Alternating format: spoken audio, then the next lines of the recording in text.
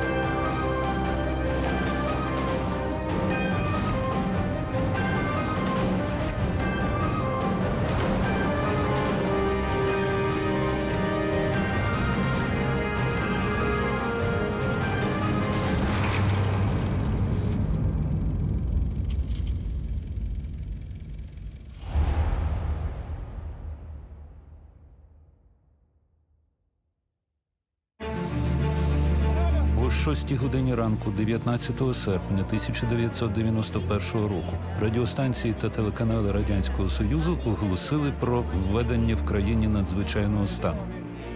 Владу в СРСР перебрав на себе так званий ГКЧП. На вулицях Москви з'явилися військові та бронетехніка. Згодом в історію ці події увійдуть як серпневий путч. Раптом чути такий гул, такий, знаєте, гелікоптери, коли вони досить низько, а це військово-транспортні, десантні. Махіни важкі такі, да? І завантажені, не порожні. Але ми ще не бачимо їх. Його видно було. З другого поверху Верховної Ради можна було бачити його. І знизу, з Дніпра, вони винирнули і зависли над площею перед Верховною Радою. 3 гелікоптери. Я зразу Масіку говорю, ну, сразу, значить, буде десант. Над парламентською цією площею, але такий здоровезний такий. Я не фахівець в цьому. Але там, де можна, я думаю, там 50 чи 100 людей посадити і все. Не гелікоптер близького бою. Він, мабуть, такий транспортний чи якийсь. Але такий зелений, з червоними зірками. А вони могли сісти. За 30 секунд вони на землі. За 3 хвилини вони в залі. Займають весь зал, арештовують Кравчука. Тим часом в Москві військові займали стратегічні позиції в центрі міста. Мешканці виходили на вулиці, але ніхто поки що не знав, що робити. Атмосфера була напруженою як у Москві, так і в Києві.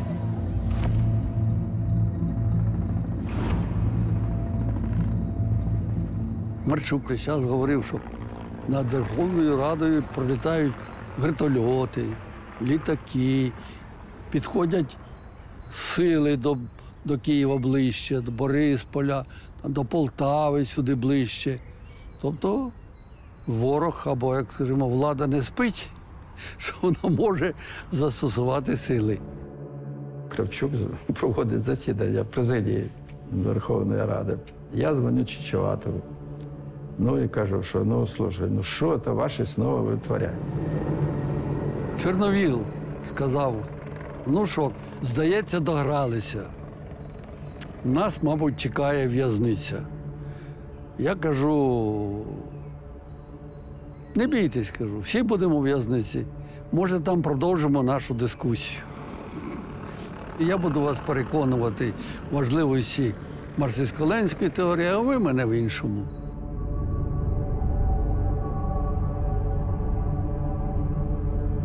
Я маю сказати, що от 18 серпня виїхав з Москви до Києва, і я з собою взяв кілька газет, і серед цих газет була газета депутатської групи «Союз». Це були люди, які були якраз спрямовані на збереження Радянського Союзу. Будь-якою ціною. І в цій газеті групи «Союз» була стаття, яку я прочитав якраз 18-го ввечері, про те, що єдина можливість зберегти Радянський Союз – це влаштувати військовий переворот. І я ці статті зрадів, тому що я вважав, що це повний ідіотизм. Але мені потрібна була тема. Я написав статтю ввечері, що от, якщо буде Радянський Союз збережений шляхом державного перевороту, це призведе не до збереження, а до його швидкого зникнення з політичної карти світу. Ну, і я от написав цю статтю і заснув.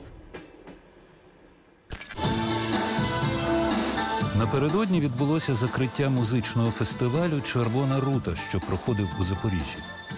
Друга «Червона рута» Запоріжжя. Фестиваль закінчився. Фантастичний концерт. Виступ В'ячеслава Чорновола. Слава вам, наша дорога молодь! Слава Україні!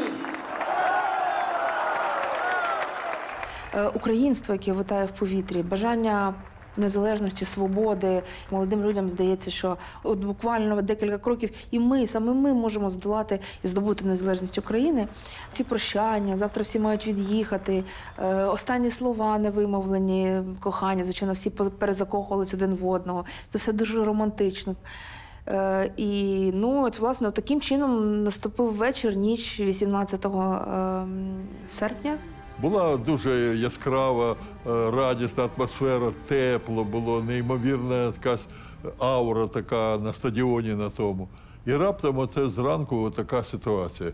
Підходить до мене мій помічник і каже: Юрій Миколаївич, а ну давайте вмикайте, я нічого не розумію.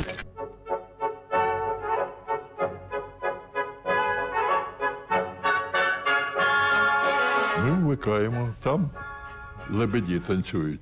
Потім там ці з'являються пики похмурі і починають щось там версти. І я раптом розумію, що це переворот, державний переворот.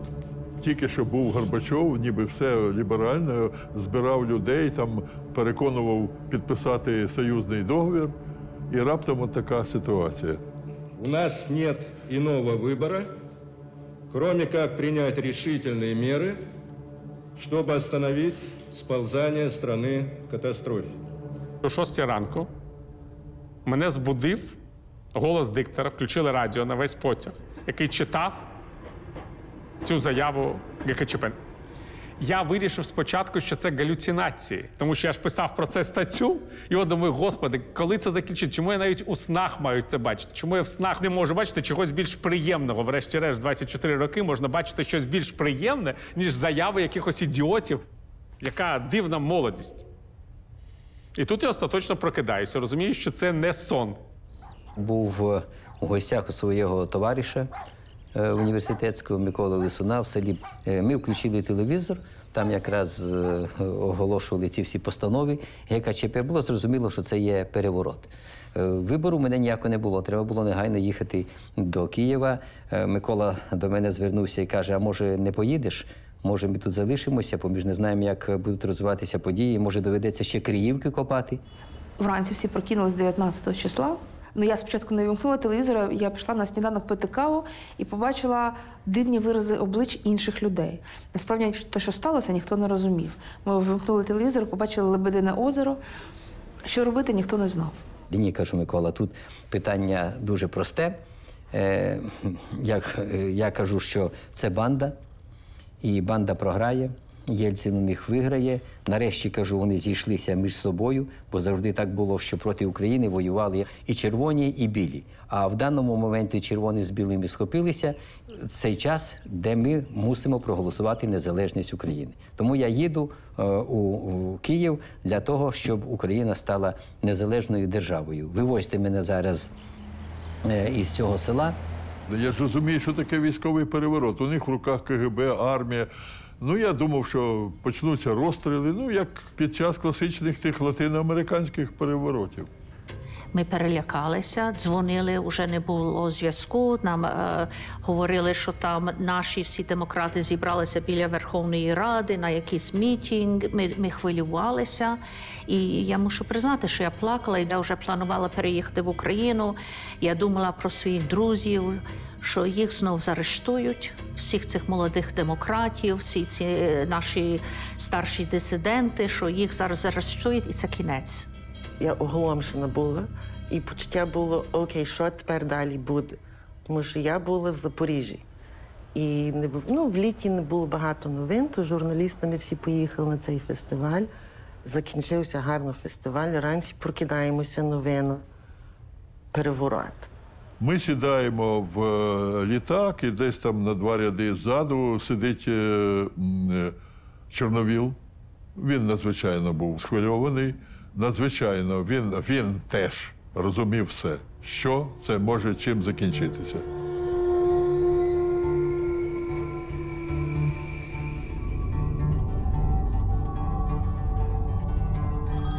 Леоніду Кравчуку телефонує перший секретар ЦК Компартії України Станіслав Гуренко.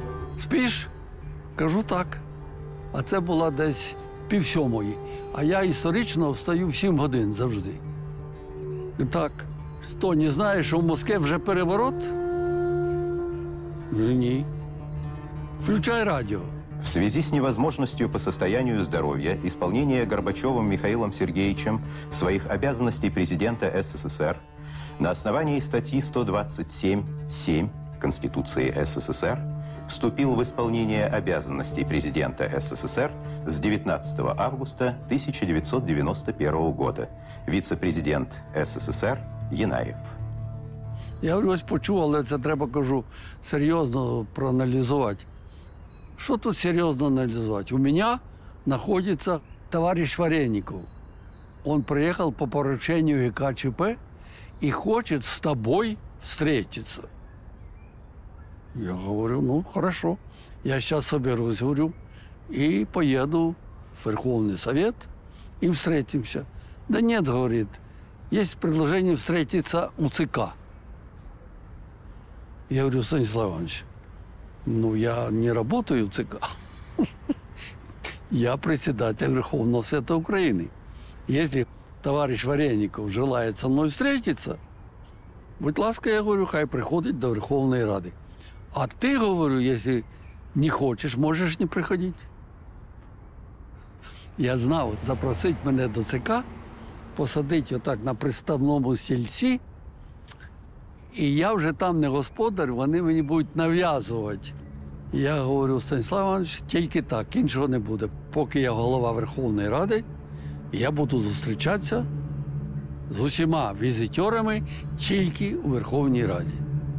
В соответствии со статьей 127.3 Конституции СССР и статьей 2 Закона СССР о правовом режиме чрезвычайного положения, и идя навстречу требованиям широких слоев населения о необходимости принятия самых решительных мер по предотвращению сползания общества к общенациональной катастрофе, обеспечения законности и порядка, ввести чрезвычайное положение в отдельных местностях СССР на срок 6 месяцев с 4 часов по московскому времени 19 августа 1991 года. Я беру Радянського Союзу закон, а він величезний, ясна річ. І я його перелопачую, не можу знайти жодної причини оголосити надзвичайний стан в Радянському Союзі. Хвороба Горбачова, це не причина. Це абсолютно не причина. Горбачов був ізольований у Криму на об'єкті «Зоря» у Форосі. Але подробиці стали відомі потім. По 8 ранку 19 серпня ніхто нічого не міг зрозуміти. Усі телефонували одне одному. Кравчуку зателефонував Єльцин. Леонид Макарович говорит, у меня есть просьба большая. Я только что говорил с Крымом, там Горбачев в Крыму. Не хотят соединять, говорит, и все. Вот так. Крым же ваш, говорит. Крым это же Украина. Может, вас соединят. Набираем мы быстренько телефон Крыма, бере трубочку, така вишколена, видно, телефонистка, Я говорю, будь ласка, з'єднайте мене з Горбачовим, треба переговорити. Михайла Сергійовича нема. Він себе погано почуває і не може підійти до телефону. Я кажу, а коли можна зателефонувати, щоб він такий прийшов до телефону, що коли йому стане краще? Мабуть, це буде не скоро. Позвонив Єльцину, кажу, Борис Миколайович, от така ситуація. Кажу, я їду зараз для зустрічі з Варєніковим, який прибув до Києва від ГКЧП. Ну, говорить, треба бути обережним. Я приїжджаю на Кабмін, якраз там Константин Іванович Масик, він виконував обов'язки, починається нарада, а в Києві що вимагає Москва? Ввести що? Надзвичайний стан. А ввести може тільки хто? Може ввести вищий орган. Який? Верховна Рада. І тут дзвінок, Леонід Макарович дзвонить. І Масик говорить, що до нього йде Гуренко, йде Варєніков. Я приходжу на робоче місце, заходжу в приймальню. Ну, забита приймальня генералами. Там же командуючи Київським військовим округом. І Варєніков привіз з собою масу генералів, тому що він же, по суті, був заступником міністра оборони, командуючи сухопутними військами. Це була найвища посада після міністра. В Україні базувалось величезне військове угрупування Збройних сил Радянського Союзу. На момент ГКЧП ні жодна військова частина не була підпорядкована Києву. Все підпорядковувалось Москві. Це біля мільйона, трошки менше мільйона чоловік. Це 4 армії, 43-я ракетна армія, Чорноморський флот своєю авіацією, ядерною теж зброєю. Я привітався з Варєніковим, привітався з командуючим Київського військового округу і кажу, я вас запрошую. Ну, всіх кажу, я запросити не можу, тому що дуже багато людей не вміститься за моїм столом. Ми заходимо, приходить після цього Гуренко, і ще через деякий час приходить Масик. Леонід Макарович, в принципі, знав, що у нього, як голови Верховної Ради, нема кому дати вказівку.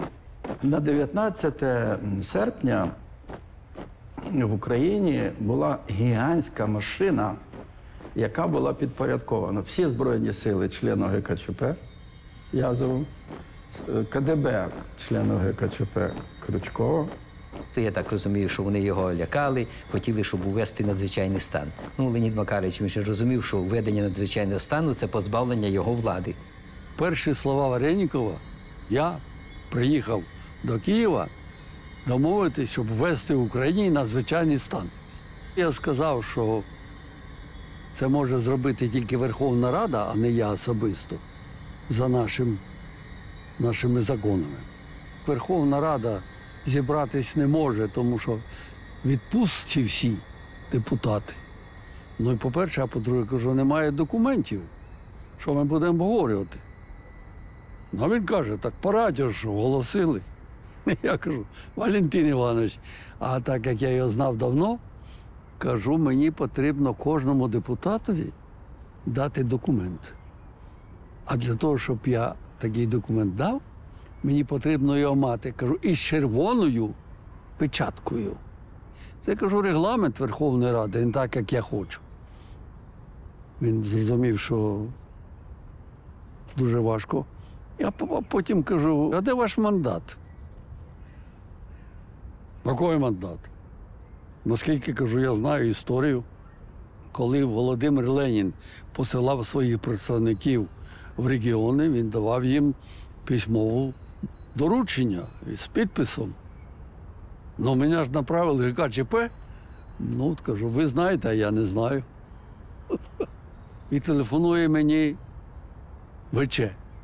Я кажу, Варєньку, зараз я запитаю, хтось телефонує, кажу, по цьому таємному телефону. У цю хвилину в Москві головний заводій ГКЧП, голова КГБ СРСР Владимир Крючков не міг знайти інших учасників заколоту. На його дзвінки не відповідали ані віце-президент СРСР Геннадій Янаєв, ані прем'єр-міністра Валентин Павлов. Крючков стривожився, куди всі поділися, і почав продзвонювати всіх підряд. Але в похмурій атмосфері того ранку телефонна активність шефа КГБ у Києві сприймалася інакше. Здравствуйте, Леонид Макарович, это Крючков говорит. Вареник у вас? Я говорю, так. Молчите. Я говорю, дать ему трубку? Та ні, говорить, не надо. Це вони підкреслили, що вони знають. Вони знали, що Вареник в Києві. Показати, що за процесом в Києві слідкує КДБ в Москві, це тиск був такий дуже делікатний. І це був натяк на те, щоб я був більш покладистий в розмовах з Вареником. Він їм казав, що у нас все спокійно, у нас все нормально. Якщо буде введений надзвичайний стан, а це можна зробити тільки через Верховну Раду, а це викличе велике збурення, то тоді ми не зберемо врожаю. І що буде робити ГКЧП тоді, якщо не буде врожаю? Голодні ці часи, бунти почнуться чи як? Ну, одним словом, він там якось відкарабкався від цього Вареникова. Оскільки я вже проутюжив цей закон, про надзвичайний стан, і це ж був мій профіль, і я кажу, у нас немає ніяких підстав. Ні у Леоніда Макаровича, тим більше в уряду. Уряд не може вводити надзвичайний стан. Тим більше є союзний закон. А згідно союзного закону, ніяких підстав для України вводити надзвичайний стан у нас немає. Увесь Радянський Союз уранці був охоплений однаковими емоціями. Їх спричинили дві речі – брак інформації та очікування масових арештів. І ще о 4:20 ранку 60 бійців спецназу КГБ «Альфа» таємно займають позиції в лісі неподалік дачі Бориса Єльцина.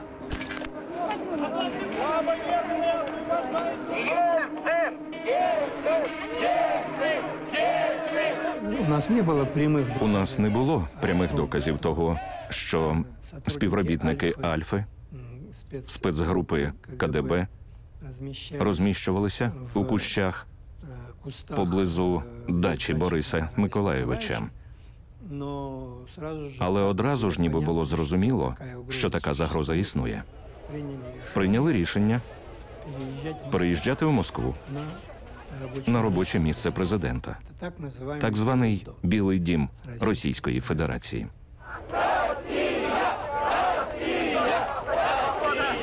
Сіли в машини. Я сидів в автомобілі Бориса Миколайовича. Мені Коржаков виділив пістолет і поїхали от у такій напрузі і в очікуванні різних неприємностей та несподіванок. Зателефонував мені колега Артем Липатов і каже: шеф, пора змотувати вудочки, жах, танки на дворі. І одразу поїхав на вулицю Ємського поля, де знаходилося наше телебачення. Побачив, що наша будівля оточена, правда, не танками, а бронетранспортерами. І там був совершенно какой-то... Там був геть якийсь ошелешений командир, молоденький лейтенантик, який цілком не розумів взагалі, що відбувається, як і що йому робити. Все, що з нього вдалося витягти, це те, що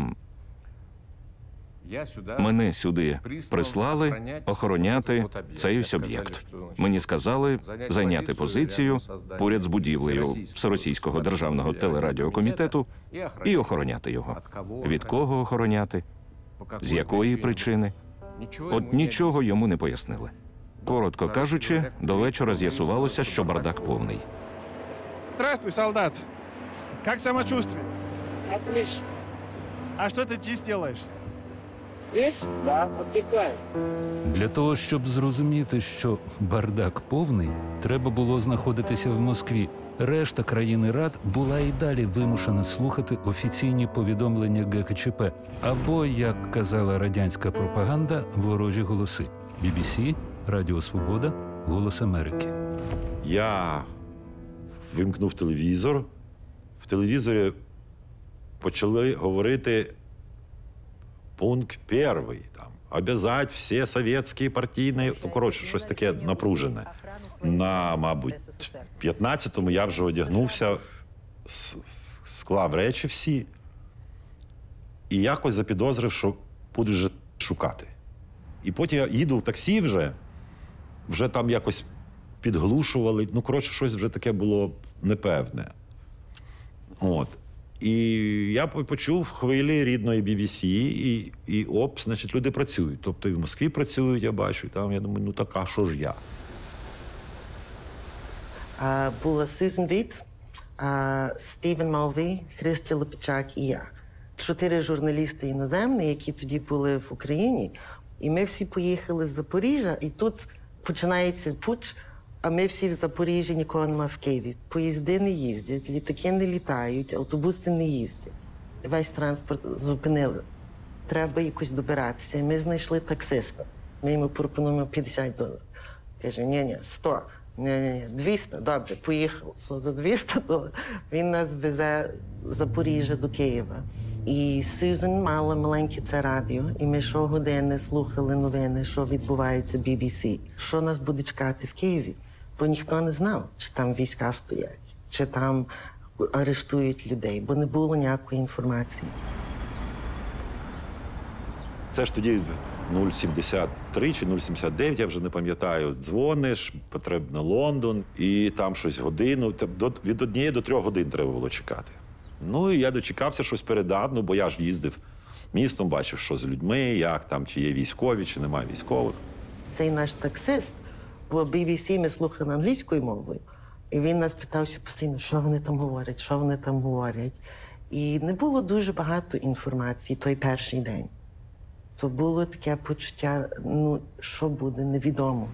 І це, ну, трошки страшно було. Не було ніякої потреби в танках на вулицях, тому що було абсолютно інертне населення. Повторюю, в Києві нічого не відбувалося. Повна байдужість. Повна. Секретно. КГБ УРСР голові Верховної Ради УРСР Кравчуку. 19 серпня за ініціативою руху УРП інших політизованих організацій відбулися мітинги. У Києві від 300 до 900 осіб, Харкові до 2000 чоловік, Івано-Франківську – 2000, Луцьку – до 1000 чоловік, Рівно – 150 чоловік. Зміст документів керівництва країни, звернення Державного комітету з надзвичайного стану і заходи, що ним здійснюються, сприймаються в різних прошарках суспільства здебільшого позитивно. В Санкт-Петербурзі теж небагато що було, але був вже тоді Собчак, мером Петербургу, і вони організували там якісь акції протесту. Собчак там зі своїми соратниками і з Путіним. Треба це пам'ятати, що Путін там теж був поруч з Собчаком на мітингах протесту проти ГКЧП. От Путін був на мітингах, а киян не було. 11:40 утра. Об 11:40 ранку, 19 числа, коли ми у кабінеті Бориса Миколайовича готували нові документи і обговорювали, що робити з прибуваючим живим колом, забігає помічник Єльцина і каже: «Борисе Миколайовичу, там танкісти, які приїхали нібито погрожувати і оточувати Білий дім, відчиняють люки і спілкуються з людьми». Єльцин, мов, стрепенувся і каже: «Як це спілкуються?» «Ну, так спілкуються з людьми. Все, я йду туди. Давайте». Я кажу: «Борисе Миколайовичу, туди не можна ходити. Ми не знаємо з вами, хто на дахах найближчих будівель і з якою метою. Це категорично не можна робити. Це дуже небезпечно. Вся Москва, вся молода Москва, вся прогресивна Москва зібралася навколо Білого дому. Вони цього собі просто не уявляли. Вони думали, що гомосовєтікус поведе себе так, як має вести гомосовєтікус. А саме поникне просто і скаже: «Ну чого це? Від нас все одно нічого не залежить». І, схоже, розрахунок ГКЧПістів був саме на це, що не знайдеться нікого, хто раптом візьме і почне зупиняти танки і бронетранспортери.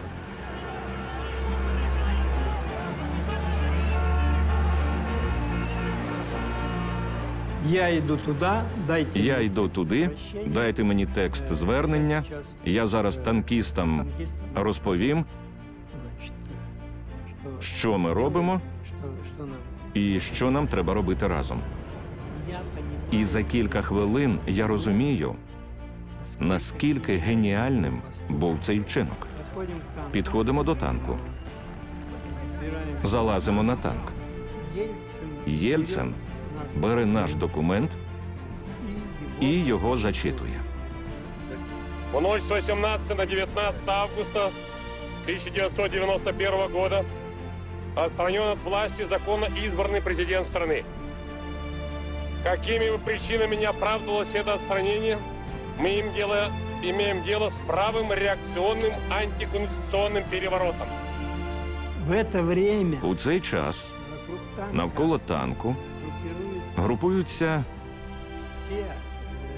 всі журналісти іноземних компаній з усіх кінців світу.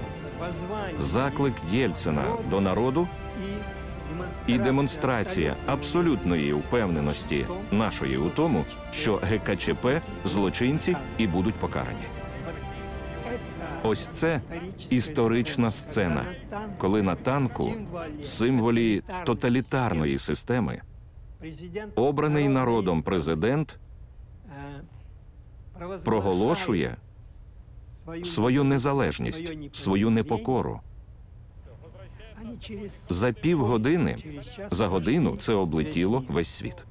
Все это заставляет нас объявить незаконным пришедший к власти так называемый комитет.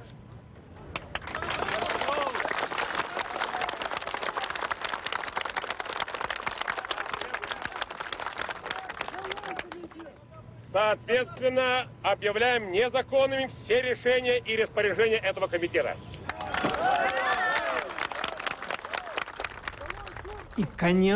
Звісно, навіть ті, хто ще зранку чекав на перемогу ГКЧП і сподівався, що з нами розберуться нарешті, з цими вискочками, демократами, лібералами, зрозуміли, що з цією силою не впоратися, що це не лише Єльцин, це щось значно суттєвіше.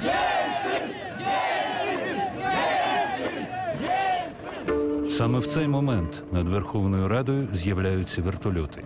У Києві міг розпочатися альтернативний сценарій цієї історії. Я дзвоню Чечеватову. Ну і кажу, що наші тут хлопці, от мені зараз подзвонили, що у них є муха.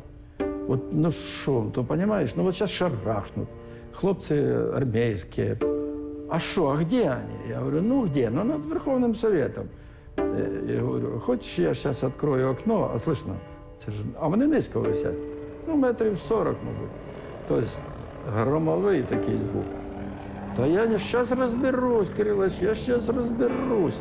Дійсно, буквально через хвилину десь вони так смішно висять. Потім один так раз, туди вниз до Дніпра, другий за ним раз, і третій, як нирнули так, да? Пішли. Москва і Київ – це далеко не одне й те ж. І я знав, якщо ми допустимо найменшу помилку в Україні, яка дасть можливість відповідним силам українським, які гуртуються навколо ЦК Компартії України, звернутися до Москви з проханням придушити ці сили, то це буде зроблено дуже швидко. Я думаю, що це був ще такий додатковий тиск на самого Кравчука.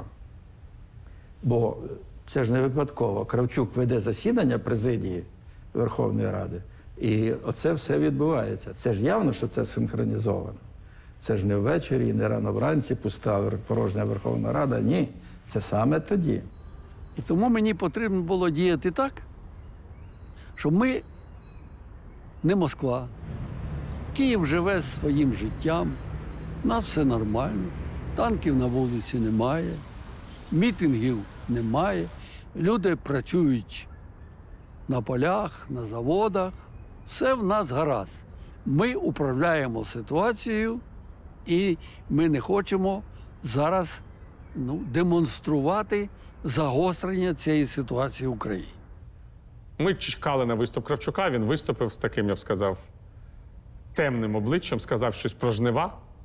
Якщо ти народний лідер, ти можеш якось робити поза законом. А це були партійні номенклатурники. Як вони могли діяти? Вони і очікували. На Україні надзвичайний стан не оголошено. Зберігається в цілому стабільна обстановка. Нам в якійсь мірі допомогло те, що Москва величезним супротивом зустріла оце рішення. І найважливіше що був цього супротиву лідер Борис Миколайович Єльцин. Держаться твердо. Не пройдет реакция. Реакция не пройдет. У Єльцина ж теж не було ніяких військ. Він був загальнонародно обраним президентом Росії. У нього був мандат, якого ні у кого іншого не було. Ані у Горбачова, ані у Кравчука. Ну це давало йому можливість звертатися через голову силових структур до людей. Це правда. 19 августа. 17 часов 20 минут. Мы находимся на Краснопресненской набережной. Включили свою камеру без особой надежды попасть сегодня в эфир. Вы видите, как ведутся работы по построению баррикад. Я так понимаю, что и ночью будете здесь? Да, конечно, будем. Апофеозом этого бардака... Апофеозом цього бардаку був випуск програми «Время», в кінці якої з'явився репортаж журналіста Сергія Медведєва, який перекреслював, грубо кажучи, все, що було сказано вище. Ну, спочатку там читали диктори документи, які були опубліковані ще рано вранці. Потім показували прес-конференцію членів деяких, не всіх, деяких членів ГКЧП. Я просто пам'ятаю, от якраз якихось монстрів, знаєте, як оце, от воно виглядало, ми тоді ще хорорів не так багато бачили, значить, окрім як у відеосалонах, так? От, але хто там до тих відеосалонів чащав?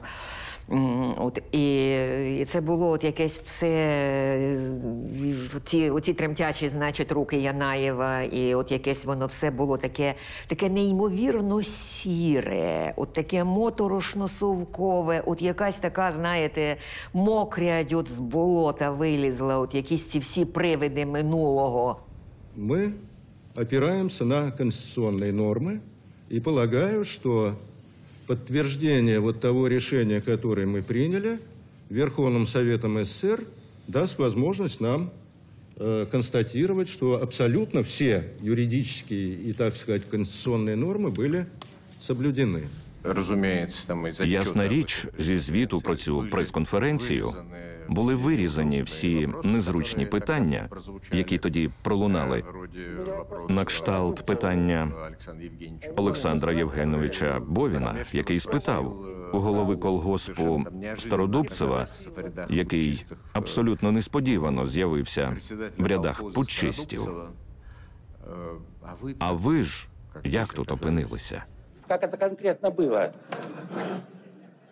Если вас интересуют детали, пожалуйста. У цьому питанні було стільки іронії, що всі попадали з осміху. Або там молоденька журналістка Тетяна Малкіна, яка сказала: ви розумієте, що ви вчинили військовий переворот? І тремтливі руки Янаєва і все таке інше. От цього всього не було, ясна річ. Це було очевидно, що ті, хто сидів за столом, були не здатні нічого зробити. Вони говорили різні речі. Головою попускали отак от. Сиділи безпорадні абсолютно люди. І цей же Єнаєв демонстрував повну нездатність узагальнити ситуацію. Зовсім було не видно, що сидить людина, яка взяла на себе відповідальність дуже важку місію, дуже важку. Я думаю, що він сам не був переконаний в тому, що вони роблять правильно. А потім ось цей фінальний сюжет розповість наш кореспондент Сергій Медведєв. Він розповідає про те, що барикади будують біля Білого дому, про те, що сотні тисяч людей вийшли на вулиці, про те, що Єльцин піднявся на танк і проголосив ГКЧП путчистами поза законом. Увечері настрої змінилися. Страх не зник, Але перший шок минув. Самі організатори ГКЧП виглядали непереконливо навіть для прихильників наведення порядку. Україна відмовилась знову боятись. Україна вже скуштувала ось цього вітаміну, ось цього кисню свободи, і Україна відмовилась повертатися у свій голодомор Чорнобиль 1933-1986 страх перед НКВД, ЦК, Сталіним, Брежнєвим, Андроповим, ким завгодно. Оце внутрішнє айдітли. Я сідаю в автобус, дивлюся, їде в цьому автобусі Анатолій Ковальчук із Борисполя, наш рухівець. Я до нього: Толя, ти що тут робиш? Він каже: мене послали передати тобі інформацію, що в аеропорту Бориспіль сіло 35 літаків із спецназівцями. Оце така інформація від диспетчерів. Ця інформація підтвердилася за кілька днів. Командувач Київського військового округу генерал Віктор Чечеватов зустрівся з кільканадцятьма депутатами. Депутат Ярослав Кензер, депутат Верховного Совета. Пожалуйста, если он депутат, значит, пусть камеру в сумочку, и мы сегодня, наверное, поговорим пока без камер и без магнитофона. Коли він побачив відеокамеру, сказав, що він не почне розмову із нами. Ні, треба забрати камеру і все. І вже Іван Федорович мене почав просити: Ярославе, ну забери камеру. І я, можливо, перший раз у житті так нечесно поступив. Накрив там оцей сигнал червоний на камері, який свідчить, що вона працює. І все. І камера, у всякому разі, аудіозапис цієї зустрічі є повний. Что вы можете сказать о той информации, которая к нам поступила о приземлении в Борисполе самолетов, в которых были, так сказать, военные люди, то есть военнослужащие? С какой целью они сюда прибыли именно в это время? Начнем 36 самолетов. Сколько самолетов не было? 36 самолетов. Какая цифра? Вы можете назвать? Какая была цифра? 28 самолетов. 28? Да, совершенно правильно. Від Борисполя до Києва, господі, за півгодини, і в Київ вже не захищений ніяк. Мене тоді з одного боку трохи налякало, а з другого боку здивувало, що вони кидають в Київ повітряно-десантну дивізію. Я так зрозумів, що це для штурму Києва. А Бориспіль вже не військовий аеродром. Там довго вона приземлялася, ця дивізія. Я єдине зразу зателефонував Чечеватову. Кажу, що, слушай, так що ж таке? Він говорить: та, Євгеній Кирилович, та не переживайте, це вам на помощь. Я говорю: какой черта помощь? І я тут почав давати блеф. Я кажу: слушай, мне сейчас позвонили, что туда едет там несколько сот человек с Киева. Ну вот они сейчас на полосы выставлят там свои машины, там мотоциклы. Ну ти представляєш собі, що це буде? День великого переляку добігав кінця.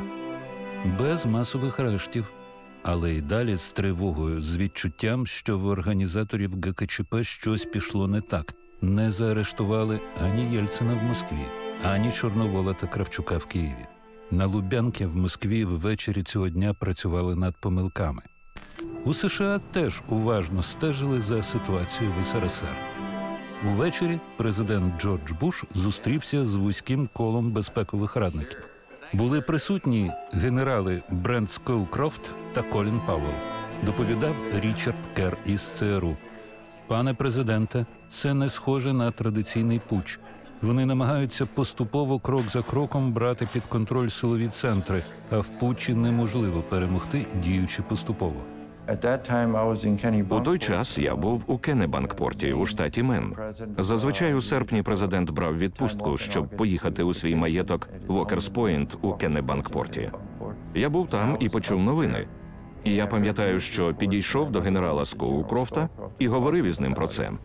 Американські спецслужби передбачили переворот у СРСР і проспали його.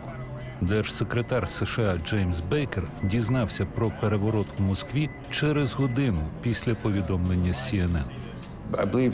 Здається, Скоукрофт також дізнався зі ЗМІ, тому що його інформувала преса. І він доповів президенту про те, що відбувалося. Буш співав цю арію сам без партитури Горбачова. Мені невідомо про жоден план Сполучених Штатів зруйнувати Радянський Союз. Я допускаю, що Леонід Макарович міг якийсь час бути під контролем і могли і щось готувати таке, як би його нейтралізувати. Це була авантюра. Тобто ми всі були Джеймсами Бондами у цей момент. Штурм Білого дому, танки, і пішли перші жертви. Перед Білим домом була атмосфера «ми прийшли, ми будемо стояти, а ми вистоїмо». Власне, на всіх українських майданах приблизно десь така атмосфера була.